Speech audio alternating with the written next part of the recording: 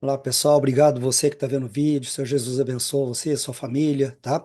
Os olhos jamais viram, os ouvidos jamais ouviram, os corações jamais, né, sentiram o que eu preparei para você. Uma aula muito especial aqui, pessoal. Inscreva aqui no canal Professor Miguel Química, dá uma força aí, tá bom? Teoria experimental, né? Teoria atômica experimental, né? Caráter experimental. Turma, fica bastante de olho nessa partícula alfa aqui. Nós vamos falar bastante dela nos conceitos em química aí, tá joia? Então fica bastante de olho nela. O que que é a partícula alfa, pessoal? Partícula alfa é uma partícula que ela surge por desintegração nuclear, né? Por exemplo, você está vendo aqui, ó. Você pega, por exemplo, o rádio, né? Ele decompõe, ele transmuta em radônio e emite uma partícula alfa. Então, o que é a partícula alfa? Partícula alfa é núcleo de hélio, dois prótons, dois nêutrons, que dá massa 4. Vamos de novo. Partícula alfa é núcleo de hélio, dois prótons, dois nêutrons, que dá massa 4. Então, dois prótons, número atômico é o número de prótons, né? Dois prótons, dois nêutrons, que dá massa 4. Prótons e nêutrons do núcleo, soma da massa do átomo, beleza? Então é isso daí, tá? E lembrando, né, que número atômico é o número de prótons igual ao número de elétrons, todo átomo é neutro. Número atômico é o número de prótons, que é igual ao número de elétrons, todo átomo é neutro. Claro, daí o átomo pode ganhar ou perder elétrons, né, virando, se perde elétrons, vai ficar positivo. Perde carga negativa, fica positivo, vira cátion. Se ganha carga negativa, fica negativo, vira ânion. Cátion e ânion, a gente vai ver ligação iônica depois, beleza? Então, hidrogênio, número atômico 1, Hélio, número atômico 2, é o primeiro período. Temos a lei periódica. Beleza, pessoal? Então, determinou-se que a partícula alfa é exatamente um núcleo de hélio, beleza? Um átomo de hélio. Emitir uma partícula alfa significa emitir um átomo de hélio, beleza? Por isso que a gente fala aqui, partícula alfa é núcleo de hélio, beleza? Bom, lá, terceirão, 2026, reencontramos novamente, né? Química, vamos lá. Aí, ó, gente, não deixe de fazer esse tipo de coisa aqui. O tempo de vocês é curto, né? Carlos, pessoal, o dia que vocês têm 9 aulas, aí fica o dia inteiro na escola, cansado pra caramba. Como é que vai rever a aula, não é verdade? Então aproveita aquele tempinho, em vez de ficar parado na porta, ficar fazendo outras coisas na sala, fica lá na carteira, sentadinho, tipo aluno de cursinho, igual eu falei, né? Tá certo? Grifando a apostila, lendo. Isso faz a diferença em resolução de exercício para vestibular. Aquele insight, né? Aquela sacada assim de última hora lendo a questão, né? Então, teu cérebro faz esses links, tá? Então, não deixe de fazer isso aqui em qualquer matéria, qualquer disciplina. Aqui, ó, página 28 a 30, aula 1 nossa, Química 2, livro 1, leia e grifa. Leia, vai lendo, dá uma grifada, pode ser de caneta, de qualquer jeito mesmo, beleza? Então, vamos começar com Lavoisier, né, pessoal? O que que Lavoisier fez? Lavoisier pegou óxido vermelho de mercúrio, pode notar aqui, colocou dos dois lados aqui na balança e fez um aquecimento, sistema fechado. Por quê, pessoal? Se for uma reação que libera gás igual aqui, né? Aí vai dar diferença. Então tem que sistema fechado, beleza? Então observa aí para você ver, ó. Então a hora que ele aqueceu, você viu que a coloração perdeu, né? Ficou mercúrio, né? Mercúrio metálico, 2,19 gramas com 0,19 de gás oxigênio. Como está fechado, o gás não escapou, né? Houve uma reação química, tá? Que a massa foi igual do outro lado, tá certo? Então vê que a balança tá reta aqui, tá? Então a soma das massas dos reagentes aqui, tá? Antes da reação é igual a soma das massas do produto depois da reação, beleza? Tranquilo? Reagentes antes da reação, produto depois da reação, tranquilo? Tá? Então, Lavoisier, sistema fechado. Não deixe de fazer depois, pessoal, aqui, ó, tá? Química 2, livro 1, aula 1, página 32, o 3 e o 6. Não deixa de fazer, marca aí, tá bom? Vamos para Proust, né, pessoal? Proust, lembra de proporção, regra de 3, estequiometria, Proust, né? Tá certo? Lembrar que se tiver excesso, tem que descontar, porque excesso não reage nas reações químicas. Excesso fica lá no meio reacional sem reagir, beleza? É a sobra, excesso é sobra, né? Então tá aí o Proust, né, pessoal? Tá? Depois não deixa de fazer o exercício aqui da aula 1 também, o número 4 aqui, tá? Que vai envolver Lavoisier e Proust, beleza? Tranquilo? Então vamos lá. Então, segundo o Proust, você tem aqui massas de hidrogênio, massas de oxigênio formando água, beleza? Então, o que que a gente pode chegar a uma conclusão? Que se você pegar aqui as massas, por exemplo, de hidrogênio, aqui, ó, 10, 4, 0,3, 51, tá vendo, ó? Né? E fazer a proporção, né, lá, 10 gramas de 10 gramas de Esse aqui é o total, é o total, já é a razão, né? Então, ó, 10 gramas sobre 80, que é 10 sobre 80, 4 sobre 32, assim por diante. Proporção, fazendo a proporção das massas de hidrogênio e oxigênio, você vai chegar, né, nesse número constante aí, tá certo? Tá, um oitavo, né? Tá certo? Então, a proporção de 1 para 8 para 9 dá um oitavo aqui. Então, é sempre constante essa proporção aí, beleza? Então, o que que a lei de Proust permite, pessoal? Calcular a composição percentual, né? Centesimal, percentual, fórmula molecular, fórmula mínima, tá certo? E assim por diante, tá? E a base da estequiometria, lei de Proust, né? É a base da estequiometria, que gera regra de três aí. Bom, turma, então, Dalton, né? O que que Dalton? Dalton procura justificar os resultados de Lavoisier e Proust, né? Então, aí ele monta sua teoria experimental, né, que os elementos químicos são formados por átomos, né, e segundo ele, o átomo seria uma bola de bilhar, maciça e indivisível, ó, seria uma bola de bilhar, maciça e indivisível, modelo da bola de bilhar, beleza? Tá?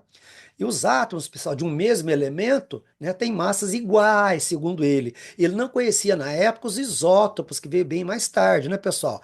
Por exemplo, o hidrogênio, prótio, deutério e trítio, hidrogênio de massa 1, hidrogênio de massa 2, hidrogênio de massa 3, porque o número atômico é igual, né?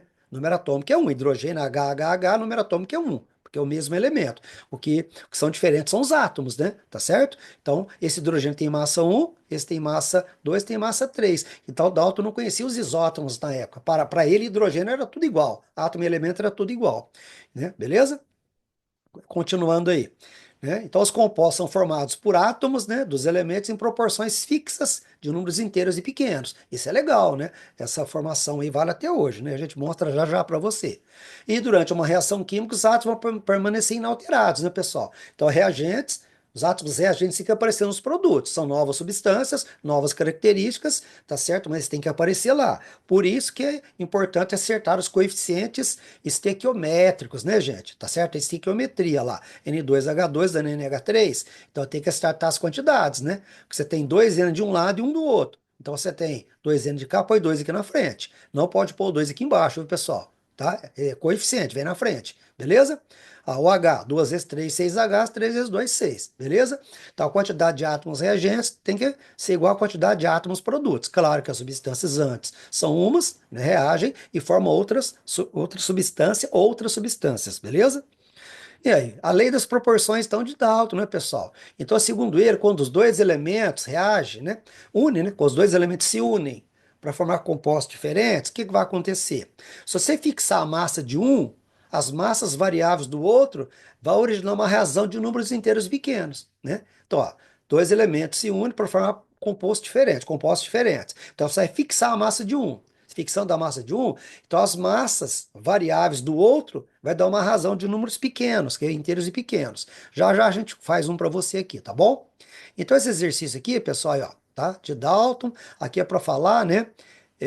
Para falar, esses postulados são numerados a seguir, né?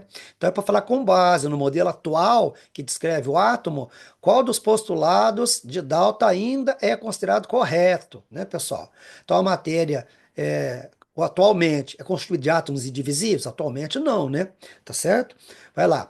Todos os átomos de um dado elemento químico são idênticos em massa, em todas as propriedades? Então, o pessoal Dalton achava que era, né? Mas atualmente não, tem os isótopos, né? Tá certo? Tem os isótopos que a gente falou.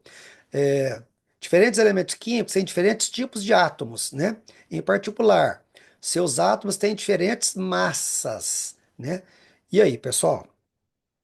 Essa é falsa, por quê? Porque você pode ter elementos diferentes, por exemplo, carbono 40 e potássio de massa 40. Então você pode ter elementos. O que não vai ser igual ao número atômico. O número atômico é a identidade, é a característica, é o DNA de cada átomo, tá certo? Agora as massas podem variar. Você pode ter elementos diferentes com massas semelhantes ou iguais até, tá bom? Beleza. Os átomos são indestrutíveis das reações que mantêm suas identidades. Acabamos de falar que não, né? Vamos dar uma voltadinha? Sabe que dá para voltar aqui, ó, para você ver, ó, não vai manter, né? Você tem N2, por exemplo, aqui, nitrogênio mais gás de hidrogênio, tá certo? Então, tem suas propriedades, né? A hora que eles reagem, forma amônia, que é outra coisa. Então, não, né? Beleza? Tranquilo? Né? Beleza? Reagente vira produto, então vira outra coisa. E, finalmente, né? né? Esse, assim, os átomos e elementos combinam com átomos de outros elementos em proporções de números inteiros e pequenos para formar compostos. Vamos mostrar isso agora. Então, por exemplo, olha aqui, ó, você tem aqui, por exemplo, 32 gramas, ó, quando uma massa fixa, 32 gramas, né, de enxofre combina com massas variáveis de oxigênio para formar óxidos, essa combinação se faz de modo que a razão entre as massas de oxigênio, né, é formado por números inteiros e pequenos. Quais são os óxidos? Vamos ver então. Aqui, ó. Você tem 32 gramas de enxofre, 32 de oxigênio. Quer saber quanto de óxido aqui? Ah, amigão, não é só somar? Beleza. Você não tem, agora você tem 32 gramas de enxofre aqui, 48 gramas de oxigênio. Não é só somar? Beleza. Então o que nós vamos fazer? Ó, dá uma olhada. Então, oxigênio, ó. Então, pegar aqui o oxigênio, ó, 30, vamos fixar aqui, ó, tá fixa. Então, a massa fixa de um elemento vai combinar com massa variáveis de outro elemento, ó. Então, a massa fixa aqui de um elemento, que é a lei de Dalton, né? Massa fixa de enxofre, combina com 32 sobre 48, né? Gramas de oxigênio, massa variáveis do outro elemento, beleza? Então, deu 2 para 3. E aí, quais são os óxidos? Se esse aqui é fixo, o enxofre é fixo, então vai ser S o quê? S o quê? Então vai ser, né? Olha lá, a massa do outro elemento oxigênio é uma razão de números inteiros e pequenos, né? Como a gente falou. Então, SO2 e SO3, então, né? A quantidade S é a mesma, é fixa, né? Então você vai ter proporção de 2 para 3, então. Então, S, o que é que está fixo? Então, SO2 e SO3. É o dióxido de enxofre e o trióxido de enxofre responsável pela chuva ácida, né, pessoal? Porque aqui vai formar ácido sulfuroso reagindo com água e aqui vai formar ácido sulfúrico, que é o mais perigoso, né? SO3 com água dá H2 e SO4, beleza? Bom, turma, e aí, qual o problema na limitação, né? Uma falha, uma limitação na teoria de Dalton, no modelo de Dalton? Ele não explicou a natureza elétrica da matéria, que era conhecida por Tales de Mileto 6 séculos antes de Cristo, né? Então, Tales atritou um balão lá um balão, um bastão, perdão, um bastão de âmbar, né, que é elétron, do grego eletricidade, né? E esse atraía pares objetos leves. Igual você passar uma régua no cabelo e atrair papelzinho, tá certo? Então ele atritou um bastão de âmbar, que é elétron, né? Que é igual a eletricidade do grego, né? E atraía pares objetos leves, né? O âmbar, pessoal, é uma substância orgânica aí, né? É uma resina fóssil bastante dura, né? Que tem cores castanho, amarelo, laranja. Ela é produzida por árvores pinheiro, por exemplo. Pinheiros produz muito esse âmbar aí, tá bom? Ele é transformado em objetos decorativos também. Tudo bem? Então, o âmbar verdadeiro é chamado de carabe, né, pessoal? Uma palavra oriental que significa que atrai a palha, né? Beleza? Devido à capacidade do âmbar de adquirir, né, carga elétrica por fricção. Então, em síntese, né, Dalton, né, ele deixou de explicar a natureza da matéria que era conhecida de 6 séculos antes de Cristo. Então, ele estava em 1808 aí, né, pessoal? 1803 para 1808, escrevendo sua teoria aí, né, fazendo experimentos, tá certo? Então, isso foi a grande falha aí, né? É onde vai entrar Thomson agora mesmo, né? Stoney, né, já vinha estudando eletricidade, vai entrar Thomson aí agora mesmo, tá bom? Então, para Dalton aí, pessoal, ó, para Dalton, se a soma das massas dos reagentes é igual ao produto, sistema fechado, né? Como Lavoisier pensava, né? Tá certo? O número de átomos também, né? O número de átomos também de uma reação química também tem que ser, né? Então, segundo Lavoisier, a soma das massas dos reagentes é igual à soma das massas dos produtos sistema fechado. Então, se isso era verdadeiro, então Dalton também achava, né, que a quantidade, o número de átomos também deveria permanecer constante em uma reação química, né, pessoal? Né? E daí o que acontece? Daí, se você acertar os coeficientes, até está correto, igual a gente já falou aqui. Mas o problema é o seguinte: então, segundo Dalton, ele achava que o volume do produto obtido, no caso de gases, o volume deveria ser a soma dos volumes das substâncias reagentes. Então, o volume também deveria ser igual, né?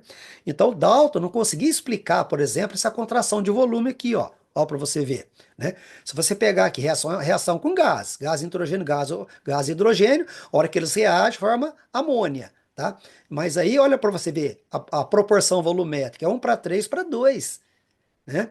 Então, Dalton achava que esse volume mantinha constante, como a massa, como os átomos, né? E não é verdade, aqui para você ver, ó. Olha lá, um volume, 1 litro, né, de nitrogênio reage com 3 litros de hidrogênio, um volume com 3 volumes. Então, os reagentes são 4 volumes aqui, 4 volumes de gases reagentes, Ó, vai produzir 2 volumes de gás amônia, tipo 1 litro de hidrogênio mais 3 litros de hidrogênio dá 4 litros. Produz 2 litros de amônia, quer dizer, então, olha para ver, 4 para 2 é uma contração de volume de 50%, a metade. Então, Dalton não explicava isso. Quem foi explicar isso foi Gay-Lussac. Eu não coloquei aqui, tá? Foi Gay-Lussac que fez explicar isso com a lei volumétrica dele, beleza? Tá? Aliás, Gay-Lussac foi um tufão em cima de Dalton na época, né? Mas Dalton deu muita bola também não, porque ele era um pouco meio dominador na época, né? Muito famoso, né? Bom, pessoal, então na verdade que vamos continuar. Então, enquanto isso, outros cientistas depois vieram pesquisando partículas subatômicas, né? Então, Geisler e Plucker, espero que seja certa a pronúncia aqui, né? Eles trabalhavam com experiência com descargas elétricas em gás a baixa pressão, gás rarefeito, gás a baixa pressão em tubos, né? Tirava o ar, né? Colocava um gás lá, então esse gás lá ficava quase que no vácuo, bem a baixa pressão, tá certo? Bom, e aí, pessoal, né? Então eles montaram um tubo aí em tubos, como eu falei, né? Então eles faziam descargas elétricas aqui, né? A baixíssima pressão, porque se tirava o ar lá de dentro, beleza? Tá? Então tá aqui o tubo, para observar partículas aí. Bom, aí vem na sequência aí, pessoal, o Crookes, né? O Crookes, né? Na sequência aí com Geisler e Plucker, né? Então ele monta uma ampola bem parecida, né? Olha para você ver, ó, bem parecida, né? Com umas modificações aí. Então o que ele faz? Ele aperfeiçoou, né? O aparelho, né? Para estudar os raios catódicos. Então, ele aperfeiçoou o aparelho de Geisler Plucker. Olha lá para você ver. Só para você entender a sequência, né, pessoal? Tá? Então ele é conhecido como ampola de Crookes, né? Então se você dá uma olhada aqui, então com bastante calma, se eu pôr o óculos aqui para ajudar vocês a olhar direitinho. Então você tem aqui o cátodo, que é negativo, polo negativo. Deixa eu pegar aqui deixa eu pegar um apontador liso para você ver melhor. Então o cátodo, que é o polo negativo, e aqui o ânodo, que é o polo positivo, tá certo? Né? Então, conclusão. Ele colocou aqui um objeto aqui, uma Hind, né, uma dobradiça, né, e shadow é sombra. Então, o que ele observou com esse experimento? Colocou um gás lá, um gás a baixa pressão, e provocou aqui uma descarga elétrica, né, tá certo? Provocou aqui uma descarga elétrica por meio de uma bateria, né, de uma fonte, né, tá certo? Né? Uma reação forçada, por isso que o cátodo é negativo e o ânodo é positivo, por isso, viu, gente? Vamos lá. Então, o que ele observou? Ele construiu esse tubo aí, né, como a gente já falou, né, gás a baixa pressão no seu interior, e aí ele começou a observar coisas interessantes, né? Ele aplicou altas voltagens aí nas extremidades, como eu acabei de falar, né? É onde localizava aí as placas, no cátodo e no ânodo. Então ele observava isso aqui, ó. Que ele observou que ao fazer isso, você percebeu que uma determinada região do tubo apresentava uma luminescência esverdeada, a hora que ele, né, provocava essa descarga aqui, né? Essa descarga, essa alta voltagem aqui, ó, né? Eu via essa luz esverdeada aqui no tubo, né? Então esses raios catódicos vinham do cátodo, né? Porque ele vinha lá do polo negativo para cá, então ele partia do cátodo, chamou de raios catódicos, né? Então esses raios catódicos, ele ioniza o gás e libera essa luz, né? Tá certo?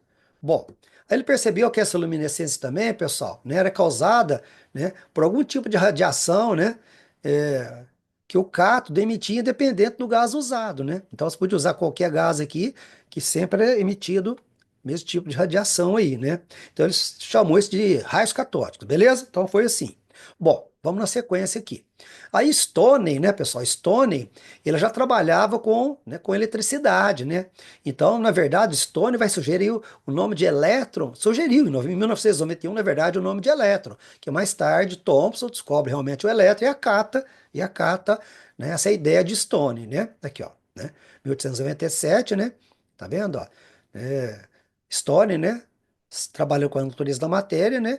E J.J. Thomson confirma, né? Confirma que raios catódicos é constituído por elétrons, vou mostrar já já aqui, né? E dá o nome de elétron sugerido por Stoney, beleza? Então, mais ou menos assim, só para você entender, olha lá. Então, Crookes, na verdade, fez quase tudo, né, pessoal? Thomson deu uma refinada aí, né? E praticamente postulou, né? Tá verdade? Né? Porque, olha lá, então, olha, o mesmo equipamento, o que eu observava lá? Que esses raios fazendo descarga elétrica aqui, né, alta voltagem, né? Olha lá, tá vendo? Os raios partiam do cátodo, ó, posição em linha reta, retilíneos, né? Então, aí, ó, né? Aí do cátodo parte um fluxo de elétrons, né, que produz fluorescência na parede oposta, né? Também foi observado por Crookes isso, tranquilo? Bom, vamos seguir. Olha aqui, os raios de cató propagam em linha reta, né? Para você ver, propaga em linha reta. No caso aqui, essa cruz de malta, tipo de catavento aqui, né? A hora que bate nele, forma uma sombra aqui, ó lá. Bate no anteparo, incide no anteparo e produz uma sombra aqui na parede oposta, beleza? Tá certo? Bom, então vamos lá. O que mais que observa? Que os raios possuem massa, né, pessoal? Porque ele gira o catavento, né? É tipo de um catavento que ele gira, ó. Então ele tem massa, tá certo? Interessante, né? Tá? Que se ele parte do polo negativo para o positivo, então esses raios são negativos, né, pessoal? Porque eles são atraídos para o lado positivo, né? Então os raios católicos são negativos, isso, né, até o Crookes tinha observado, né? Bom, aí o Thomson modifica a ampola, né, inserindo campos, e essa foi a sacada boa, né? O que que o Thomson faz? Ele vai inserir campos elétricos e magnéticos, né? E melhora também o vácuo, né? Para desviar melhor os raios catódicos. Beleza? Tá? E, e aí, o que que ele faz, né, pessoal? Variando essas intensidades aqui, ó, variando essas intensidades, né, desses campos elétricos e magnéticos, né, Thomson determina a relação massa-carga do elétron, no caso aqui, singular, né? Então, a relação massa-carga deu esse valor aqui. Processo nós não vai discutir, não, beleza? Então, olha para você ver. O que que ele faz? Exatamente isso, ó. Coloca, ele alterna, né, campos elétricos aqui, né, magnéticos, né, e observa né, que essas partículas, esses raios são desviados para o lado positivo da placa, indicando que elas são negativas realmente. Se você inverter, ocorre a mesma coisa lá para você ver, ó, né? Tá vendo, ó? Né? Com certeza essa lâmina aqui está eletrizada negativamente, né? Porque a hora que aproxima dos raios, ele repele, né? Tá, vou mostrar um outro aqui que você vai enxergar direitinho. Você pode trocar as placas aqui, que é interessante. Observa a mesma coisa. Olha aqui para você ver, ó. Opa, aqui, ó. Olha que legal. Veja que ela alterna aqui, ó. Se você colocar aqui o campo elétrico aqui, ó, as placas, olha lá. Olha lá. Se for positivo de cima, atrai, ó, tá vendo? Atrai os raios, tá vendo? Sendo os raios negativos. Se for positivo para baixo, atrai os raios, sendo que ele é negativo. Então, de qualquer maneira, tá, os raios catódicos aí são atraídos para o lado positivo. Então, eles são negativos mesmo, né? Então, tá aí, né, pessoal? A equipe de Thomson, né? Tá certo? Não só ele sozinho, que ninguém faz nada sozinho, né? Tá certo? É, comprova aí, né? Comprova que são os elétrons aí, aceita o nome sugerido por Stoney, né, pessoal? Bem, e aí tem um exercício aqui com, né, um experimento aqui de Thomson, que acabamos de mostrar, né? Considerando as observações, é correto que os raios catódicos são constituídos por, tranquilo, né? Elétrons, né? Vamos tocar? Aí outra aqui também, né? Falando de J.J. Thomson, né? A relação massa e carga do elétron, que pode ser considerada a descoberta do elétron, né? Então, é reconhecido como uma contribuição do modelo de Thomson, o que, pessoal? Né? O elétron. Então, o elétron é uma partícula do átomo, é uma partícula subatômica, não precisa nem ter muito problema. Nada, indivisível, nada a ver, que é Dalton, né? Assim por diante, né? Tá bom? Ocupar níveis discretos de energia também, não vamos falar disso depois, né? Nada a ver também, tá certo? Tá relacionado com Bohr, bom, vamos lá. Bem, e aqui então o modelo de Thomson então é um pudim de passas, né? Uma massa positiva recheada com cargas negativas, né? Ou pudim de ameixas, né? Ou, né? Pudim de passas ou de ameixas, de passas ou de ameixas. Beleza? Então, beleza? O que eu quero que vocês entendam aqui é o seguinte, pessoal, ó, esse negócio aqui na verdade, né? Qual que é a estabilidade do átomo? Limitações do modelo de Thomson. Ó, sendo uma esfera uniforme, ó, uma esfera positiva uniforme. Imagina um negócio desse. Já é meio inimaginável, né? É com elétrons incrustados aqui, né? O que que vai acontecer? Vai acontecer a repulsão desses elétrons. Então, o Thomson não explicava, né, essa repulsão eletrostática aqui desses elétrons também. E você vê que não tem muita lógica, né? Como é que você vai ter um algo uniforme positivo? Não são cargas positivas, é um algo positivo, uma massa positiva, recheada com cargas negativas, tipo de ameixas ou de passas, né? Você já vê que esse negócio não tem uma estabilidade, né, suficientemente confirmada, né? E ele também não explicava o que? A descoberta dos elementos radioativos, né? Que já vieram sendo descobertos por volta de 1890, 895, assim por diante, né? Tá certo? Com a radioatividade, tá joia? Então você vê que não tem um negócio muito estável aqui, né? Então, quem que vem, né? Bom, vamos fazer um exercício, depois a gente continua, né? Então tá aqui, pessoal, para se relacionar aqui, ó, no contexto aqui, tá, beleza? É correto afirmar que o primeiro modelo atômico utilizado para explicar a relação entre a matéria e a eletricidade, né, pessoal? Para se relacionar aqui, né? E aí, matéria e eletricidade. O que que nós vamos marcar aqui? Matéria, eletricidade, né? Dalton. Dalton tem nada a ver, né? Rutherford, a gente nem falou ainda sobre ele. Então, o que que sobrou?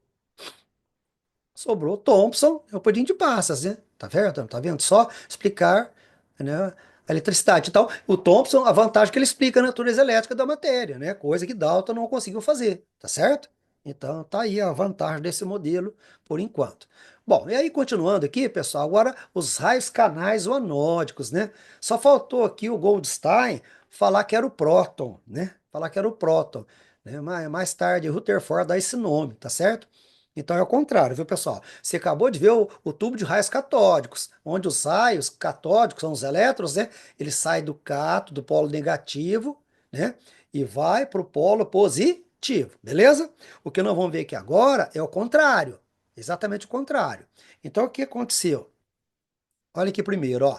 Então o Goldstein, o que que ele faz? Ele usou um cátodo perfurado. Ele pegou aqui o cátodo, ó, furou ele, fez uma modificação. Furou ele, e aí, né? Nós vimos no modelo, no ampolo de Crookes, né? O cátodo, do cátodo parte os elétrons, ó, de onde saem os elétrons. Então do cátodo saem os elétrons. O que que esses elétrons faz? Então do cátodo aqui saem os elétrons, eles colidem com o gás aqui e vai originar íons positivos.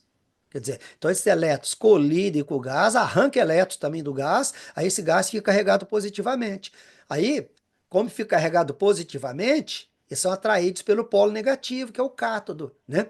Então, viu que interessante? Tá? Então, o cátodo, né, emite elétrons, que são os raios catódicos lá, certo? Esses elétrons ionizam o gás que está aqui, tá certo? Esse gás aqui fica positivo, né?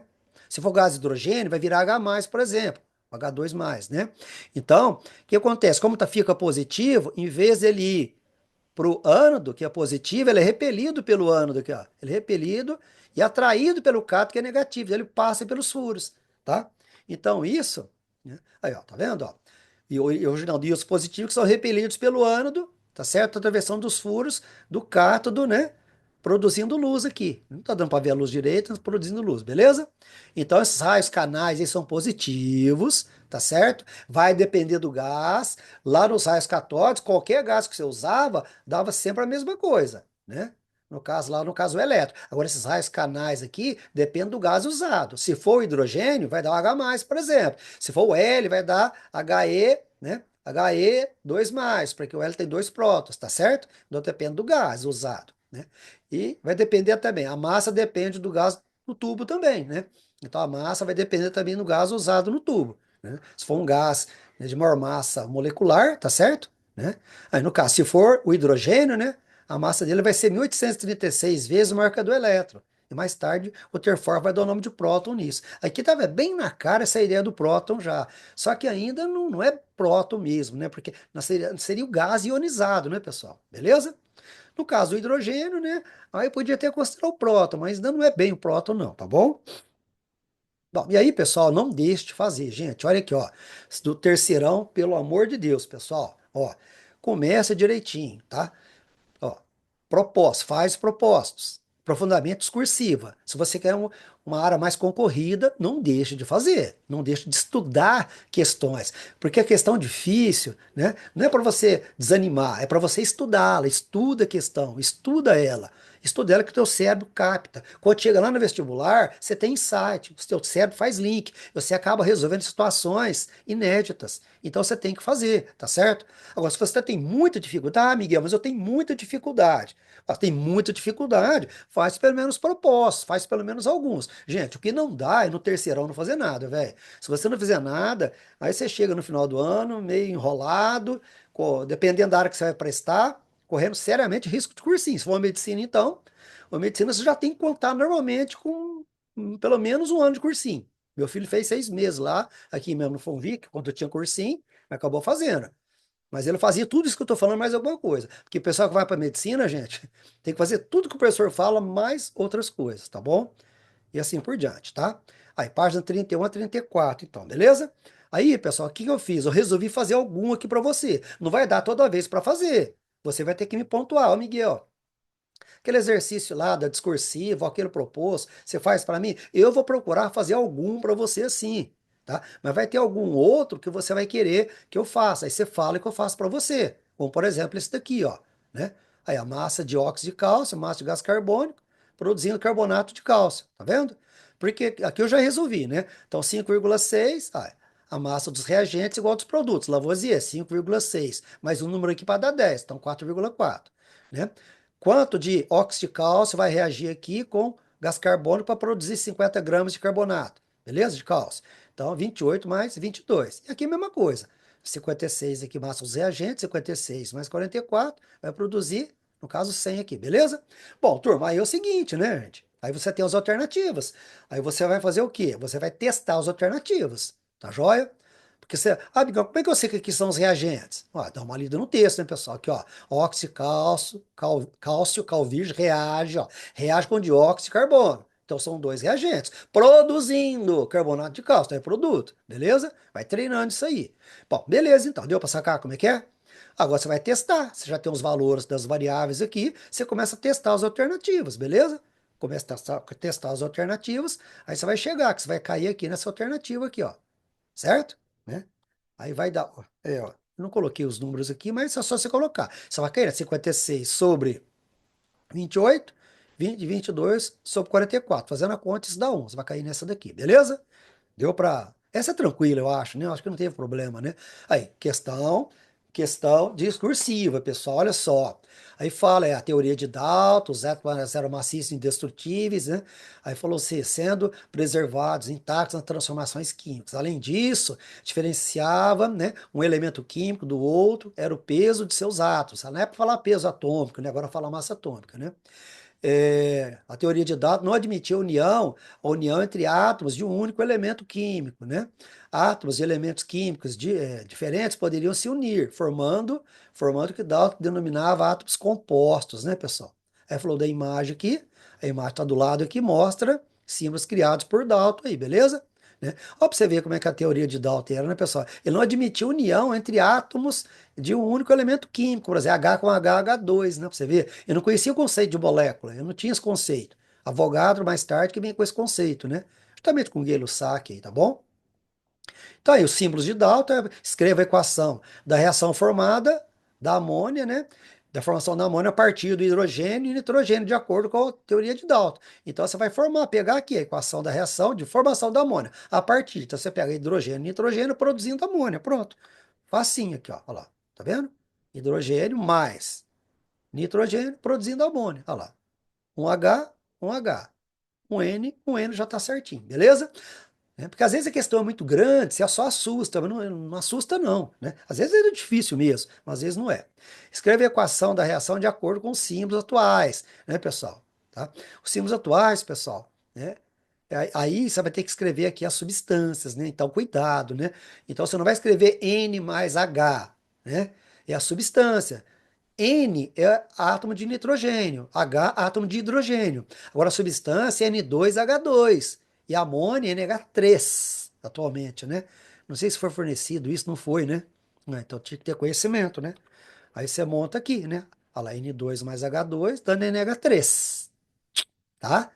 Então, muita gente deve ter colocado N mais H, né, pessoal? Então, não é. Costuma com isso daí, né? Tá? Então, você vai formar uma substância, ela tem que ser formada a partir de outras substâncias, né? Então, N2 mais H2, 7NH3. Aí você acerta os coeficientes estequiométricos, né? O balanceamento, né? Olha lá. Então, você tem 2N aqui, você não pode pôr 2 aqui embaixo, para ir na frente. Então, 2N, 2N. Agora, H, 2 vezes 3, 6. Põe 3 aqui na frente, 3 vezes 2, 6. Tranquilo? Tinha que ter conhecimento aí, fica ligado nas aulas, né, gente? A gente fala disso no primeiro ano, segunda, no terceiro, volta a revisar, né? Agora falou, calcule a razão entre os pesos de nitrogênio e de hidrogênio na amônia, tal como considerada por Dalton. Então, é só você pegar ali, né? Só você pegar os valores, olha lá, 4 sobre 1, né? Nitrogênio sobre hidrogênio, 4 sobre 1, 4,2 sobre 1 deu 4,2. E você vai comparar esse resultado com a razão entre as massas desses elementos na molécula da amônia, tal como conhecemos hoje, né? Então, o N atualmente é 14, H é 1. Aí você olhava na tabela, se fosse o caso. A amônia é NH3, não esqueça que tem 3 Hs aqui. Aí o que você faria? Então, 14, N, mesma coisa, 14 dividido por 1 sobre 1 vezes 3, né? Porque é 3 hidrogênios da amônia. Então, se você esquecia, você já ia errar. Então, esse aqui deu 4,7. Então, a diferença é de 0,5. A diferença aqui é de 0,5, tá? Você pode fazer a conta. 4,7 está para 100, 0,5 está para x. Que você quer a diferença percentual aqui agora. Ou você pode fazer 4,7 está para 100%, 4,2 está para x. Aí você vê a diferença. Como aqui, ó. Fiz assim, 4,7 está para 100%, 4,2 para x. Então, 4,2 equivale a 89%. Então, qual que é essa diferença? De 100 para 89, então a diferença é 11, tá? Mas você podia fazer 4,7 está para meio, assim como, desculpa, 4,7 está para 100, assim como meio está para x, já acharia direto aproximadamente 11%. Beleza? Outra aqui, pessoal, ó, tô fazendo outra aqui para aquecer, para você ir pegando a manha, para você, né? Porque a segunda fase é aberta, como é que faz, né? Unicamp. Se for Unicamp, não sei se eu falei na sala dos seis. Se for Unicamp, cara, já começa a resolver provas da Unicamp. Você quer prestar Unicamp? Já, 3 últimos anos. Já começa a pegar a prova dos 3 últimos anos, começa a resolver as questões. Começa a estudar elas, porque senão não vai dar, tá bom? Então tá aí. O Faraday, no século XIX, né, ele demonstrou o conflito do modelo atômico de Dalton e os valores experimentais das densidades do potássio metálico e do óxido de potássio, né? Então ele viu esse conflito aí entre o modelo atômico de Dalton e esses valores experimentais dados, né, pessoal, pelo potássio, metal potássio, né, e o óxido de potássio sólido, né? Então, olha aí. Então ele está aqui, indica então a rede representada, que está aqui representação, que contém o maior número de átomos de potássio por unidade de volume. Então, qual das duas tem mais átomos de potássio? Gente, se você presta atenção na aula de filosofia, você entende lógica. Então, só de olhar, você já tem lógica, né? Olha aqui, ó. Você vai falar que tem mais átomos de potássio aqui? Você já viu que o potássio é umas bolinhas maiores, né? Aí você fala, professor, mas tem dois. Ô, gente, pelo amor de Deus, você tem K2O é a fórmula, é uma fórmula, tá certo? O óxido de potássio, tá? Então você vai achar que tem mais. Não, aqui você já vê, ó, aqui são só átomos de potássio, ó. Ó. Aqui, além dos átomos de potássio, você tem oxigênio intercalando, abrindo mais espaço. Então, lógico vai ter mais átomos onde? Você vai ter mais átomos aqui, ó, no potássio metálico, né? Porque aqui você vai ter menos espaço entre eles, pouquíssimos espaço entre eles. Você não vai ter separação entre eles igual o oxigênio está separando aqui em camadas, né? Beleza? Tá? Então aqui não há átomos de oxigênio espaçando como está aqui. Então, essas lógicas ajudam muito, né? Beleza? Por isso que eu estou fazendo aqui para você. Bom, gente, espero que eu tenha ajudado, tá? Muito obrigado. Terceirão aí, um beijo no coração de vocês, tá bom? E vamos tocando aí, vamos que vamos, né, gente? Tranquilo? Valeu, gente. Como vocês dizem aí? Fui, galera. É isso aí.